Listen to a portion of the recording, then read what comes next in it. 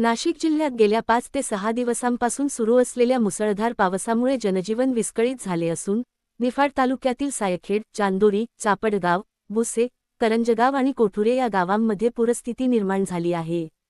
अनेक ठिकाणी पाणी शिरल्याने शेतीचे मोठे नुकसान झाले आहे. पुराच्या पाण्यामुळे गेल्या 5 दिवसांपासून बंद असलेला निफाड-सिन्नर महामार्ग आज अखेर वाहतुकीसाठी खुला करण्यात आला.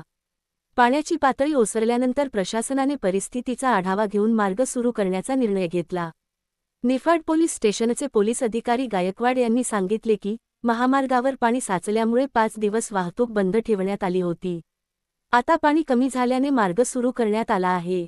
मात्र पावसाचा अंदाज लक्षात घेऊन पोलीस बंदोबस्त वाढवण्यात आला आहे. पोलीस हवालदार जाधव यांनी सांगितले की महामार्ग सुरू झाला असला तरी परिसरातील पाण्याची पातळी वाढत आहे. त्यामुळे नागरिकांनी विनाकारण प्रवास टाळावा आणि प्रशासनाच्या सूचनांचे काटेकोरपणे पालन करावे. दरम्यान, जिल्ह्यात पावसाचा जोर कायम असल्याने परिस्थितीवर प्रशासनाचे बारकाईने लक्ष असून आवश्यकतेनुसार महामार्ग पुन्हा बंद करण्याचा निर्णय घेतला जाऊ शकतो. प्रशासनाने नागरिकांना सतर्क राहण्याचे आवाहन केले आहे. नाशिक विभागीय संपादक उत्तम जाधव तसेच निफाड शहर प्रतिनिधी Yogesh Kardile, Maharashtra today TV news Nashik.